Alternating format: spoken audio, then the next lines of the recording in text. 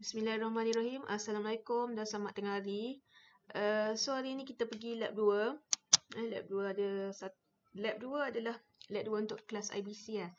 Okey, untuk lab 2 adalah kita kena pasti di mana sensor dan actuator yang akan connected dengan WeMOS kita. Hari ni kita akan tengok jenis-jenis sensor dan jenis-jenis actuator ataupun output. Okay, first of all, kamu boleh sediakan kamu punya WeMOS kit. And then, ni adalah diagram untuk infrared sensor. Okay, setiap modul yang menggunakan setiap modul, kalau ikut model Arduino lah, selalunya dia ada 3 ataupun 4 set of pin number untuk connected dengan Arduino kamu. Pertama, dia mesti ada output ataupun signal, di mana signal source ni yang akan bagi kalau benda itu atau sensor itu adalah sensor tu input. Sensor tu input lah kan, sebab kita nak sense benda, data dapat masuk dalam kita punya WeMOS microcontroller kita. Okay, so kita akan ada satu pin signal dan mesti ada pin VCC dan juga pin ground. Okay, VCC dan ground ni, yang ni yang kamu akan connectkan dengan VCC kamu 5 volt dan ground kamu yang dekat kamu punya WeMOS. Signal kamu akan masuk pada data kamu. Sama kamu boleh pilihlah pin data yang kamu nak. Selalunya ada 3 ataupun 4. Bila modul tu dia akan ada 3 ataupun 4 pin. Okay, akan ada 3 ataupun 4 pin. Ini adalah infrared sensor. So infrared sensor apa yang dia akan buat adalah dia akan beri kamu infrared light. Selagi infrared light tu tidak ada obstacle ataupun tidak ada halangan, dia tak akan bounce balik pada kamu receiver kamu. Sini dia akan bagi emitter LED. Bila tiada halangan, maknanya kamu punya light akan terus straight je jalan. Okay, bila kita letak satu halangan kat sini, kamu punya light akan bounce balik pada IR receiver. Okay, so itu adalah salah satu jenis input, iaitu infrared sensor. Sebenarnya ada banyak input. Banyak modul yang kamu boleh gunakan dengan kamu punya Arduino. Yang kedua adalah analog sensor yang berjenis DHT11. DHT11 adalah sensor suhu. DHT11 ni dia ada dua kategori. Satu DHT11 dan DHT22. Jadi kamu kena tengok kamu guna DHT yang mana satu. Okay, DHT22 tu dia punya setting, dia punya ni lagi stabil lah. DHT11 ni murah sikit. So sama macam saya kata tadi, bila sensor ataupun output modul, kita selalunya ada 3 atau 4 pin saja. So apa kegunaan untuk 2 pin ni? Mesti ada ground, mesti ada VCC dan satu lagi adalah signal yang kita nak dapat data-data daripada sensor tu. Okay, actuator adalah penggerak. Penggerak adalah penggerak, maknanya dia bila signal daripada microcontroller bagi pada penggerak, dia akan bergerak mengikut kita punya coding lah. Ataupun kalau kamu ada letak chip ke untuk kawal current yang masuk dalam kamu punya actuator, bergantung kepada kamu punya keperluan lah, apa yang kamu nak gunakan sebagai penggerak. Contoh-contoh output adalah motor, LED, display LCD, apa lagi? Itulah antara yang saya cakap tadi, yang 3 tu yang selalu orang guna. Okay, relay. Relay adalah benda yang penting lah. Relay ni adalah penggerak. Tapi relay ni yang akan membuatkan kamu boleh aplikasikan kamu punya sistem dekat real life. Sebab apa? Kita punya microcontroller menggunakan current yang rendah. Kita hanya ada 5 volt dan current untuk menggerakkan actuator ni sangat kecil. Jadi kita mungkin boleh gunakan motor 9 volt. Dengan pantuan relay, kita boleh kawal power yang lagi besar, power yang lagi tinggi. Contoh kamu nak open bulb yang lampu kat rumah kamu yang 230 tu, daripada signal IN1, IN2, ini adalah 2 channel relay module. Yang ada dengan kamu tu yang 1 channel. Okay, yang ni adalah 2 channel relay module. Sebab tu kamu ada 2 input kat sini. Input untuk satu adalah untuk kawal relay yang pertama. Relay pertama dekat atas ni lah. Dekat atas ni K1 ni. K1 this one. Input yang kedua adalah untuk kawal relay kedua. Okay. Setiap modul macam saya cakap mesti ada VCC dengan ada ground. Jadi kamu sebenarnya kena pandai tengok. Setiap kali kamu nak pasang, tengok modul kamu sendiri. Jangan tengok diagram sangat. Diagram sebab manufacturer semua lain-lain. Company lain-lain, dia produce lain-lain. Ikut dia pin macam mana. Jadi kamu kena pandai baca. Kena tengok betul-betul pin kamu guna. Kamu sebagai seorang technician engineering, kamu dah kena tahu bagaimana nak baca pin number ni dan sepatutnya pin number tu masuk dekat mana. Okay. Okay, motor adalah penggerak. Kita guna konsep motor yang senang lah. Yang ni adalah 4 volt atau 9 volt lah. This is motor untuk kit, apa nama? Kamu punya roda tu, apa nama? Motor. Alah, kereta. Actually, this is salah satu daripada motor kereta kamu. So, kalau kamu guna model kereta tu untuk ke depan atau ke belakang, kamu akan ada 4 set of motor lah. Kamu akan belajar benda ni kalau kamu buat dalam embedded robotic. Okay, buzzer, yes. Another output is a buzzer. Buzzer adalah output. Maknanya apabila microcontroller bagi dia signal, baru dia bunyi. Kita bukan sense apa-apa daripada buzzer. Kita bagi dia arahan untuk dia berbunyi. Sama dengan motor, kita bagi dia arahan untuk bergerak. Sama dengan LCD, kita bagi dia arahan untuk keluarkan apa-apa yang kita nak. LED pun macam tu. Okay, so sekarang kita pergi lab 2A, iaitu digital input sensor. Saya nak kamu pasang sama macam diagram ni. Okay, bukanlah sama sebiji sebab kemungkinan IR kamu, kedudukan VCC dia, ground dia ataupun signal dia mungkin berubah. Jadi kamu kena pandai baca. Maksud saya 2 daripada pin kamu mesti pergi dekat VCC.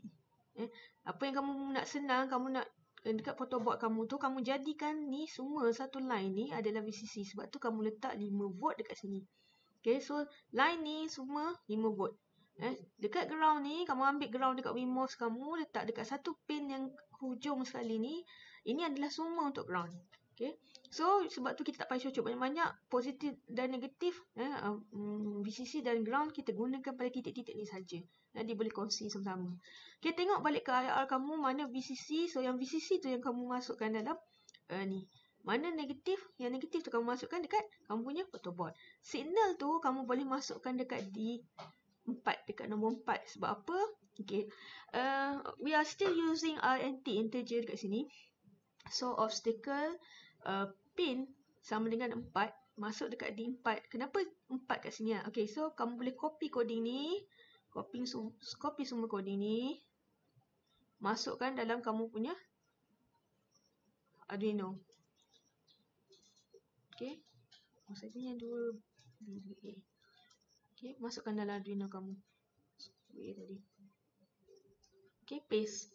Okay, so kita tengok sama-sama coding sekejap. Selepas kamu dah pasang kamu punya litar tadi, bergantung kepada circuit figure 7 ni. Okay.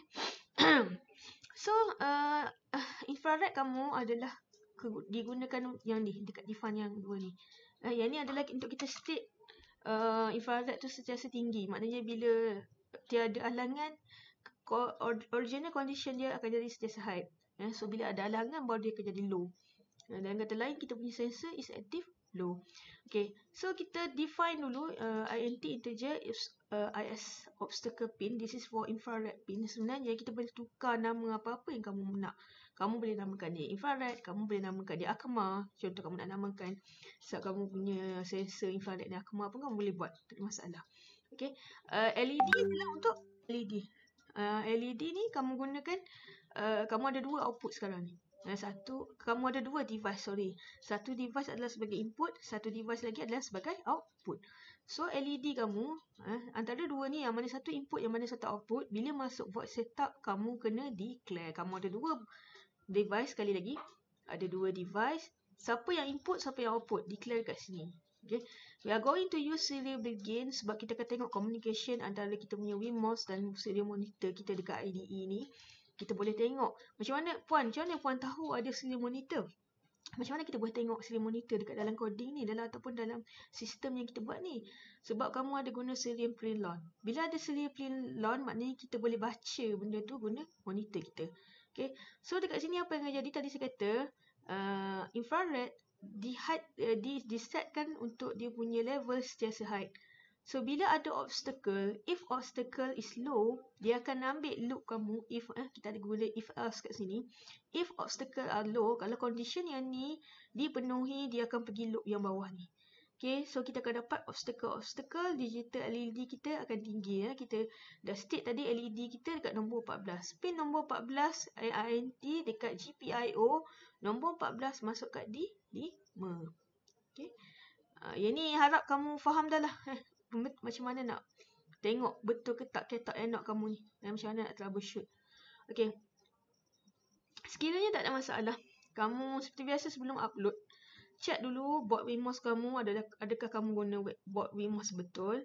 And then check dulu com kamu. Macam mana nak check com yang sepatutnya macam contoh. Saya ada 3 com ni. Macam mana saya nak tahu com mana saya guna. Kamu pergi device manager. And then kamu pergi port. Okay. Tengok kat sini ada USB serial CH340. Saya punya dekat com 7. So kamu pun tick port dekat com 7.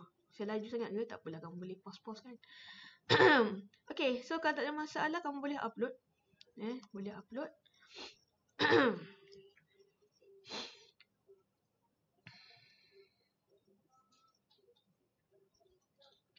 Okay, sepatutnya saya punya dah okey sebenarnya. Apabila upload, apa yang akan terjadi adalah contohnya dekat hardware dan juga dekat kamu punya kalau kita ada halangan, maknanya bila kita ada halangan kat situ, dia akan patahkan balik kamu punya lampu IR tu untuk receiver, and then kamu punya LED akan menyala. Okay, so bergantung kepada coding ni, sepatutnya bila ada obstacle dia akan keluar. Bila ada halangan dia akan keluar obstacle. So sebab apa, dia bergantung kepada kita punya coding. Kita boleh ubah coding tu. Kamu boleh tulis contoh ada halangan pun atas kamu. Okay, sekiranya clear. Okay, com serial monitor kamu should be menunjukkan clear. Okay, so sepatutnya macam tu kamu akan dapat obstacle ataupun clear bergantung kepada infrared kamu ada halangan atau tidak lah. Sekejap, saya punya ni belum ni.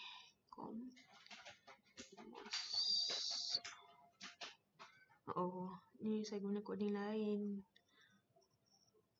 Okay. Saya guna coding mana? Okay, sekejap ya. Okay, so saya punya ni clear. Bila saya buat halangan, dia akan keluar obstacle. Okay. Saya rasa tak ada masalah sangat. Cuma saya nak mention sekali lagi lah. Berapa kali dah saya mention, tolong tengok betul-betul infrared module kamu. Infrared module kamu tengok betul-betul yang mana satu VCC, yang mana satu ground, yang mana satu out sebelum kamu sambungkan ke kamu punya protoboard tu di kawasan positif. Sepatutnya masuk positif. Kamu bayangkan kalau positif kamu masuk negatif, memang rosak lah barang-barang kamu. Rosak lah kamu punya device. Okay, so kita pergi pula untuk lab kedua. So apa yang berlaku apabila kamu dah masuk coding ni, understand the coding and write the result. Okay, cuba tengok balik sistem coding tu, cuba faham bagaimana coding tu, macam mana dia boleh dapat output yang kita buat tadi tu. Okay, so this one you tunjuk you punya finding, apa yang you dapat. Kita masuk pula lab kedua. Lab kedua adalah kita menggunakan sensor yang satu lagi. Itu kita akan gunakan sensor suhu DHT11. Okay, DHT11 ni dia ada banyak. DHT11 suhu ni dia ada 2 properties bagi kita, iaitu humidity dan juga temperature. Sekali lagi dinasihatkan tolong tengok betul-betul VCC mana, ground mana dengan signal yang mana. Okay, yang ini adalah gambar modul lain bukan sama dengan modul yang kamu dapat tu. Saya tak tahu, saya rasa kamu semua dapat various of modul.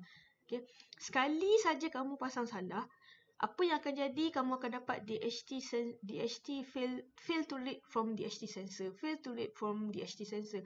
That one is a given. Jadi kalau barang kamu atau device kamu rosak, sensor kamu rosak, akan adalah kes-kes terbencil tu satu, yang memang barang dapat rosak. Yang kedua adalah kamu dah silap pasang sebenarnya.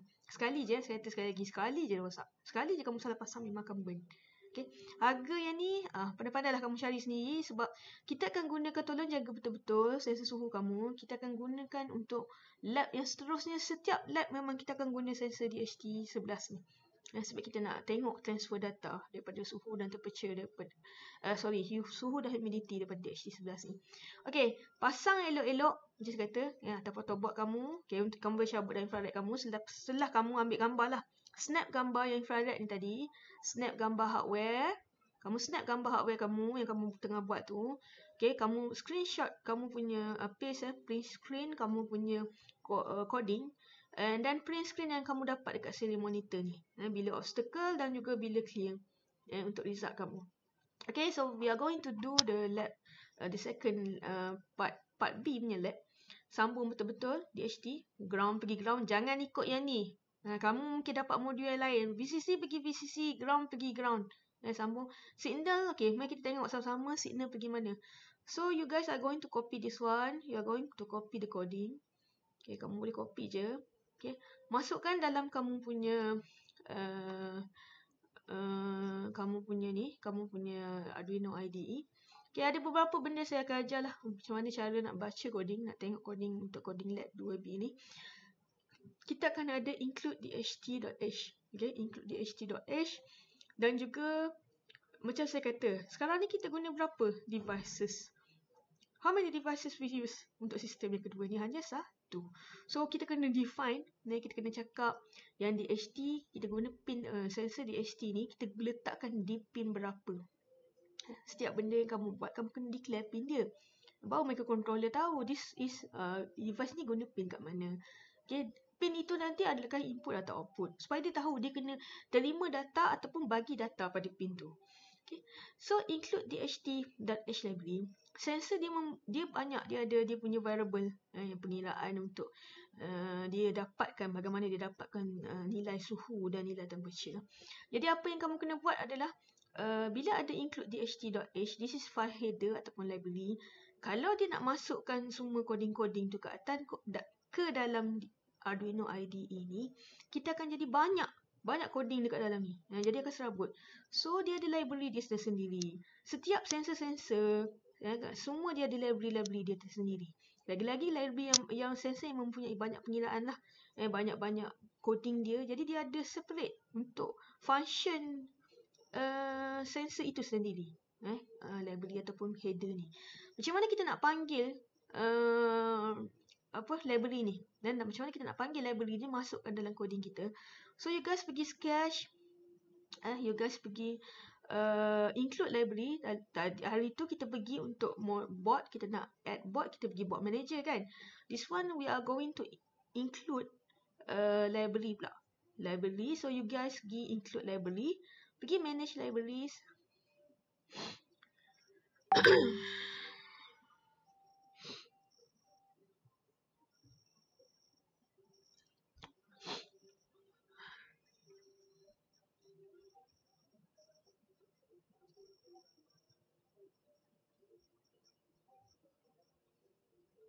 Okay, kamu type DHT11.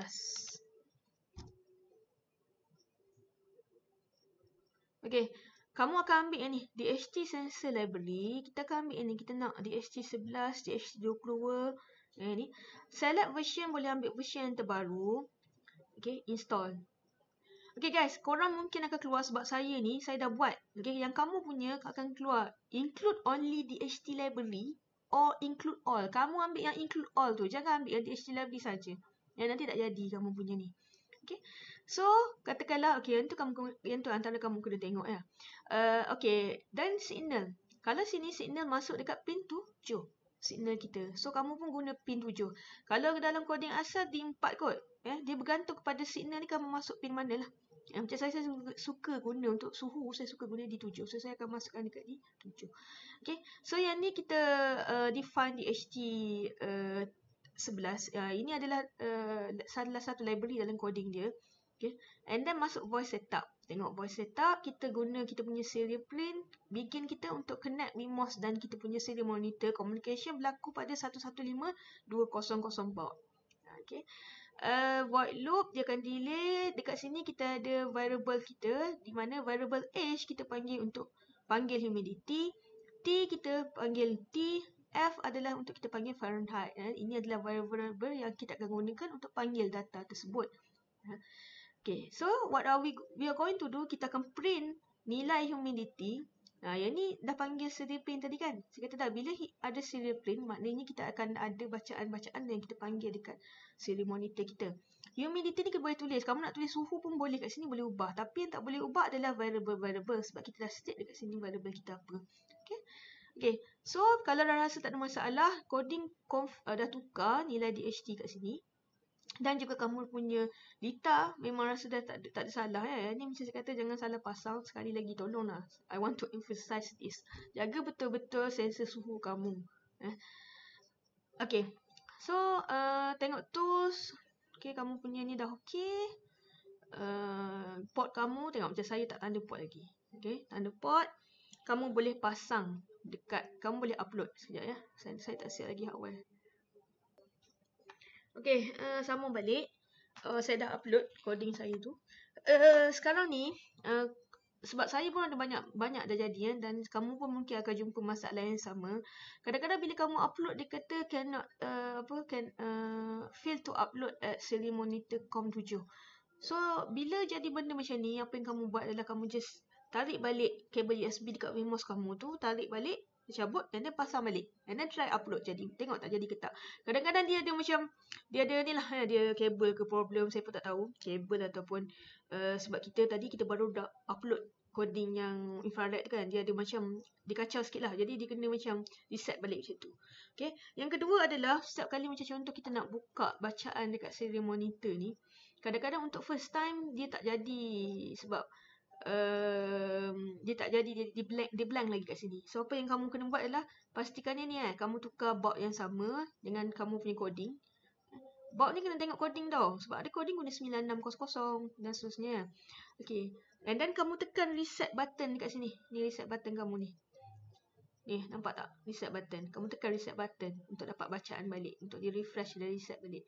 Okay, sekiranya tak ada masalah untuk DHT sensor, yang kedua tu kamu akan dapat bacaan suhu dan bacaan kamu punya humidity dekat dalam bilik temperature kamu tu sekarang.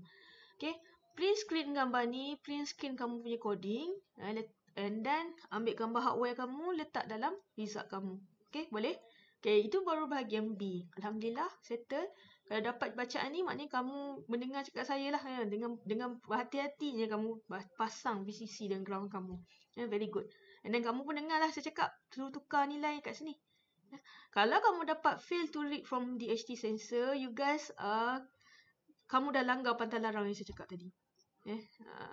Sama ada kamu tak tukar dekat pin kamu kat sini, ataupun kamu dah burnkan kamu punya DHT sensor. Okay, so sekarang dah dapat result yang tu, kita akan pergi kepada the next lab. Kita lab 1, lab 2 ni, kamu tak belajar lagi masuk data-data kamu ke internet. Kita baru buat lokal. Kamu kena faham macam mana cara nak pasang dulu, nak betulkan sistem kamu secara lokal dulu sebelum kita boleh upload data-data pergi ke internet. Okay, boleh tengok kat lab 2C, yang ni kita akan gunakan relay. Okay, sepatutnya kamu punya motor tu, kamu kena solder tau, tambah tolak dia. Kat sini, tambah tolak dia tu. Tapi kalau tak boleh solder untuk sekarang ni, kalau kamu tak beli lagi soldering iron, untuk kamu kena beli dah kan, soldering iron untuk kamu punya projek. Jadi sepatutnya nanti kamu dah beli soldering iron kamu tu, kamu solder kabel ataupun jumper untuk masuk kat sini. Boleh ikut diagram yang saya isi lukis kat sini lah. Okay, di mana untuk satu motor ni dia akan pergi kat positif. Saya tak bagi, kalau tidak kamu kena beli pula bateri 9 volt. Jadi yang ni kita guna bateri 5 volt yang sedia ada dekat atas board lah. Okay, kamu satu connection daripada bateri ni, minta maaf, daripada motor ni akan pergi ke positif. Sekali lagi, satu connection daripada motor ni akan pergi ke positif. Satu lagi connection dia akan pergi ke relay. Dan common dekat relay ni dia akan pergi ke negatif. This akan menjadikan satu complete cycle. Jadi apabila relay dia dapat signal, relay pun kena power up dengan positif dan negatif kat sini. Setiap modul mesti power up dengan positif dan negatif. Kalau tidak, dia tak jalan. Contoh kamu ada toys. Kamu ada apa-apalah toys ke barang-barang elektronik. Mesti kena letak bateri kan. Mana ada toys tu jalan tak ada bateri. Kalau dia tak ada bateri, macam mana dia nak operate? Sama juga kamu punya modul. Sebab modul-modul kamu semua ada litar-litar kat dalam ni. Okay, so sekarang ni kamu bagi signal kamu dekat relay ni, signal kamu tu dekat pin berapa. Okay, DHT kamu dah pasang tadi, positif dan negatif, pastikan betul. Satu lagi masuk kat signal. So kita ada dua device. Satu adalah sensor sebagai input. Satu lagi adalah relay sebagai actuator penggerak. Okay, kamu boleh pasang ni dulu. Lepas tu copy coding ni masuk kepada Arduino IDE kamu. Okay, sekejap, saya pun baru nak buat. Okay, tadi sambung sampai mana sampai coding kan? Sampai coding dan juga kamu kena pasang macam litai ni. Okay, kalau kamu confirm kamu tak pasang salah dekat DHT kamu, dan pasangan dekat relay ni pun ikut saya punya diagram. Tengok daripada positif masuk motor daripada positif ni bahagian positif dia, ni bahagian negatif. Kalau kita sambung normally close, so dalam keadaan asal pada masa keadaan normally close maknanya motor kamu akan sentiasa bergerak. Kalau kamu sambung dekat normally open, sekiranya connector dalam relay ni tak berfungsi, jadi litar ni akan jadi open circuit. Okay, bila dia dapat signal daripada kamu punya VMOS, baru connector dalam relay ni akan bergerak ke sana, menyebabkan satu complete circuit. Relay ni complicated. Relay ni senang je sebenarnya, cuma kamu kena, dalam kata lain lah, kata mudahnya, kamu dengar bunyi tak, maknanya connector dalam relay tu tengah berfungsi mengikut arahan pada microcontroller kamu dengan coding yang kamu buat. Okay, so yang ni coding kamu kena check DHT pin kamu betul tak kamu letak pin nombor berapa yang kamu masukkan dalam ni, dan juga define LED D2 ni adalah digunakan untuk relay. LED ni sebenarnya untuk relay, relay kamu. Tengok pin berapa yang kamu masuk. Okay, lepas tu kamu akan dapat ni adalah coding masa kita lab 2 tadi. Ini adalah kita tambah, satu condition kita tambah. Sekiranya T lebih besar daripada 20, bila condition ni dipatuhi, dia akan pergi loop dekat bawah dia. Sekiranya tidak, baru dia pergi loop kat sini. Okay, kita tengok sekarang ni, saya punya T sama dengan berapa? Temperature saya adalah lebih besar daripada 20. Adalah 23. So, dia akan keluarkan hot. Nampak? Kalau kononnya temperature saya 19, dia akan keluarkan okay. Dan LED saya ataupun relay saya sepatutnya hide masa ni, dan motor saya pun berpusing. Okay, kamu boleh tengok dekat sini. Kejap. Okay, so kalau dah siap pasang litar dan kamu dah tukar coding kamu tadi, boleh tengok sepatutnya motor kamu bergerak macam mana ya. Saya tunjuk video sikit.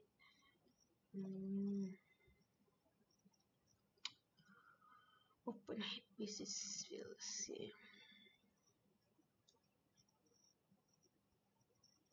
Okay, nak terang sikit pasal normally open, normally close. Dekat saya punya coding, saya buat T lebih besar sama dengan 20. Macam saya cakap tadi, bila condition yang if T sama dengan lebih besar daripada 20 ni dipatuhi, dia akan pergi pada loop bawah ni. Sekiranya condition yang ni tak dipatuhi, baru dia pergi dekat loop yang seterusnya. Okay, so sekarang ni sekiranya T kita lebih besar daripada 20 darjah Celsius, dia akan print hot dan LED kita akan high. LED sekarang ni merujuk kepada relay. Okay, bergantung kepada kamu pasang normally open atau normally close. Kalau yang ni tengah-tengah ni common, yang ni normally open, yang ni normally close. Macam mana kita tahu? Kita tengok daripada dia punya bentuk ni relay ni. Okay, common, normally open, normally close. Okay, katakanlah saya sambung dekat normally open. Okay, motor pun bunyi, nampak dengar? Okay, sebab apa motor bunyi masa ni? Sebab masa ni relay kita hide. Dia akan jadi kamu punya dekat sini nampak hot. Sebab saya punya temperature 22 dan 0.6 darjah Celsius. Lebih besar daripada 20. So dia akan ikut condition kat sini. Katakanlah saya sambung saya punya ni dekat normally close. Sebab sekarang ni relay kita hide, jadi dia okay, setakat tu je. Rasanya patutnya kamu dapatlah jawapan Kalau serial monitor kamu tak ada masalah, relay kamu sebenarnya kedudukan relay kamu dia bergantung kepada kamu letak normally open, normally close je. Kalau normally close pada keadaan biasa, sepatutnya motor tu kalau kamu letak kamu punya connection dekat normally close, ikut saya punya litar ni pada keadaan biasa, kalau ni kan normally close, litar akan sentiasa mengalir, maknanya dia akan dapat sentiasa current. Okay, sehingga dia beri tahu oleh microcontroller. Kalau microcontroller kata masa ni dia bagi satu, connector dalam ni akan terbuka. Jadi kalau normally close tu, motor gerak macam biasa, tiba-tiba bila WMOS kata satu, height tinggi, dia akan stop. Kalau normally open pula, dalam keadaan biasa, dia terbuka. Dia tak nyala, lampu motor kamu tak gerak. Tapi bila dapat signal daripada WMOS, baru connector ni connect dekat kamu punya, daripada common tadi, connect kat kamu punya normally open tu. baru sikit kamu akan jadi full sikit. Okay, so saya rasa macam tu je, tak ada masalah pun. Just jawab ya. Tengok ni apa yang terjadi apabila temperature below 30 darjah Celsius ataupun higher than 30 darjah Celsius. Boleh jawab soalan-soalan yang diberi. Untuk result, jangan lupa memang kalau kamu punya exercise tu ada serial monitor, you guys have to capture this satu. Capture gambar untuk kat serial monitor, capture gambar dekat coding kamu dan ambil gambar hardware yang kamu buat. Untuk tiga-tiga eksperimen tu pastikan ada 3 benda ni. Kamu letak dalam result kamu. Jawab soalan, buat discussion, conclusion dan hantar dekat dalam CDOS. Okay, saya rasa sampai situ saja. Kamu boleh rujuk balik kamu punya pensyarah-pensyarah untuk additional information. Selamat maju jaya dan terima kasih semua.